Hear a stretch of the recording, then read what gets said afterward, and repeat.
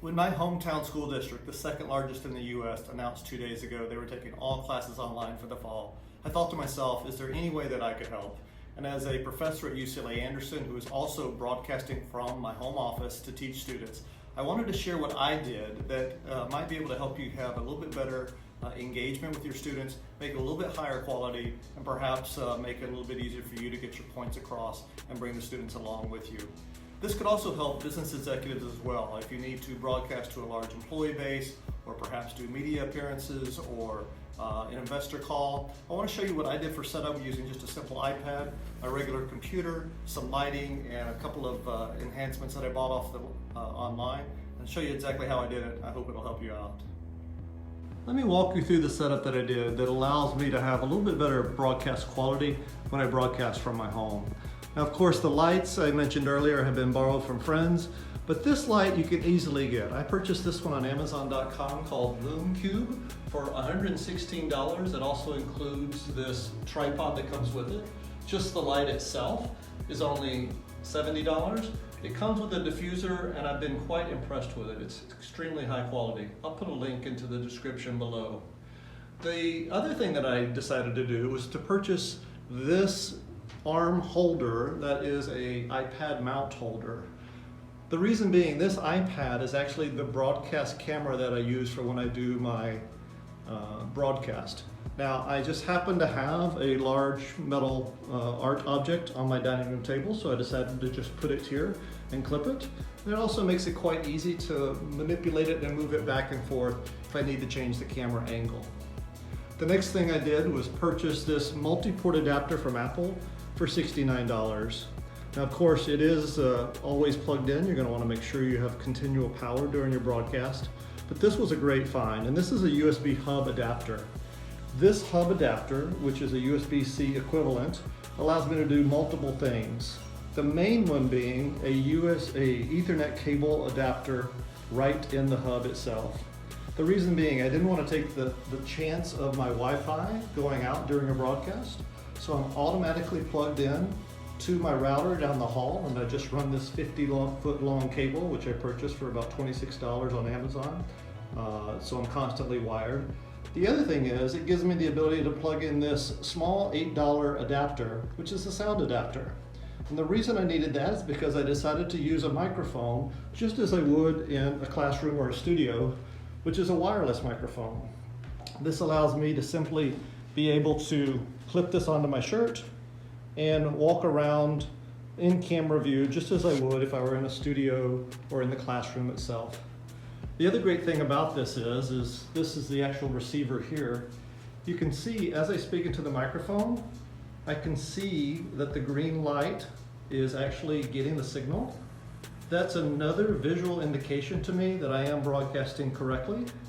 And of course, I utilize this speaker, which happens just to be a Beach portable USB speaker that I use for my sound.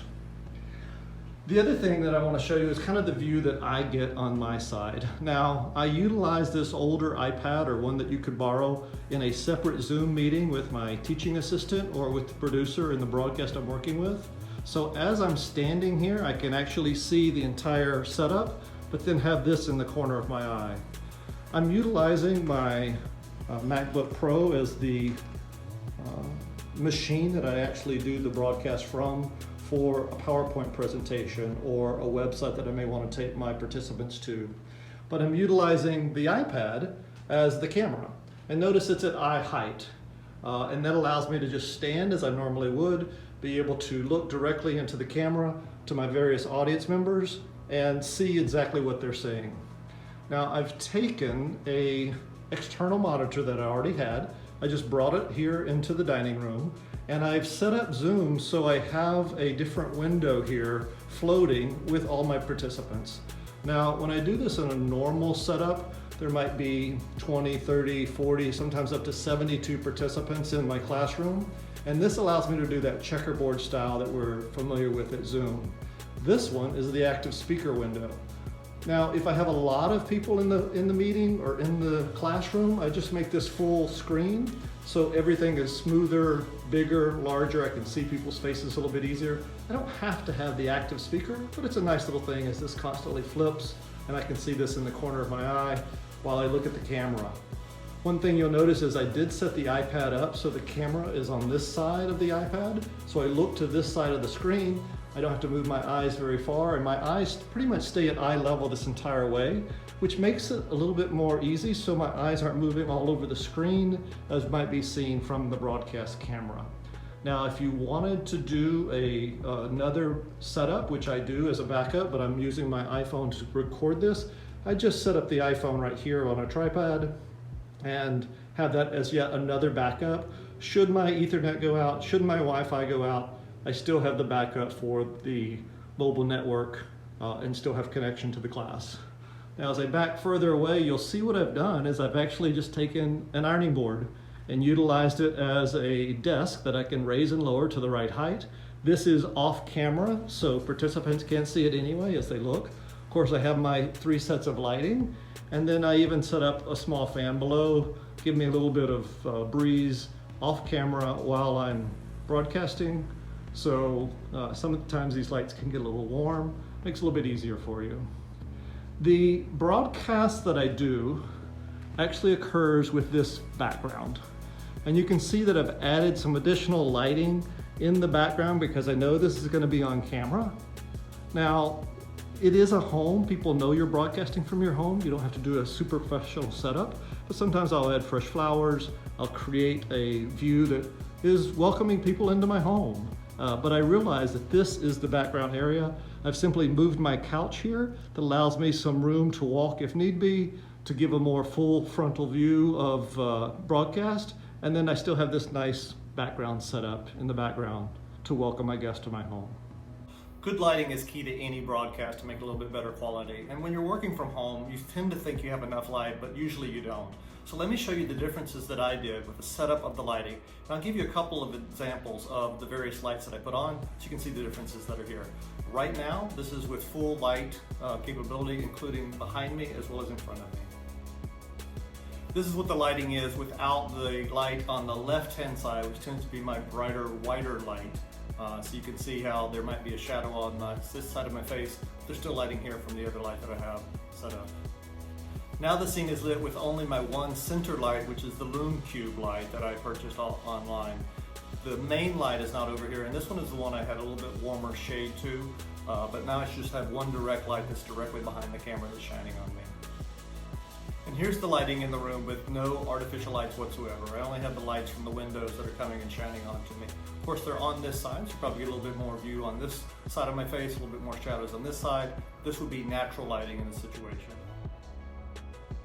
Now we have the situations with the curtains pulled, and as you can see, the windows behind me tend to be a little bit brighter, and of course I become more like a silhouette in the situation. So be sure if you have windows behind you that you do front lighting to make sure that you don't get this silhouette effect. You may not have access to lighting either from friends or even buying low-cost lights on the internet, which I found quite a few very high-quality ones that were extremely inexpensive. You can just use the lamps that you have in your home. Something like a simple floor lamp, just putting it and angling it the right direction, making sure the setup is set correctly, or even a can lighting, and just setting it at an angle upon which the lighting would work well off camera. Just take advantage of the lighting you have in your house, set it up, do more than you think, and it'll look much better on camera. Background lighting is key. You see I've put in some canned lights in the back behind various components in my background setting, but I've also added some additional lights that are off camera. Again, these are borrowed from friends. That basically lightens the room. This one shining to the ceiling, this one shining to the scene behind me. That gives a much brighter look. Even though this is daylight and you can see the windows are open, you'd be surprised how dark an image can appear even on a scenario such as this.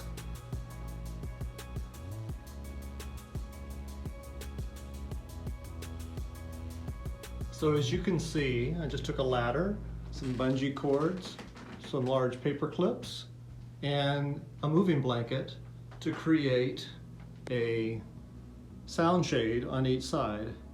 Anything that was in the room that had a hard surface, I put some type of material on there to do the sound absorption. And the same thing on the second time. A large ladder, a pole, moving blanket, and it makes a nice sound absorption material to be able to broadcast to.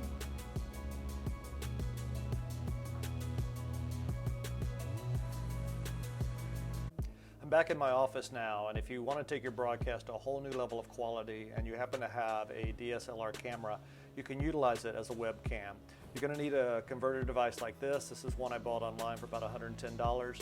USB conversion device that you can plug into your laptop, and as soon as you do, all the major services, whether it's Zoom or MSTeams or BlueJeans or Webex, will recognize the camera as a webcam and you'll be able to broadcast from it. So whether you're broadcasting to students or to employees or your team or doing media appearances, this just takes it to a whole new level of quality. I hope this information helped you out.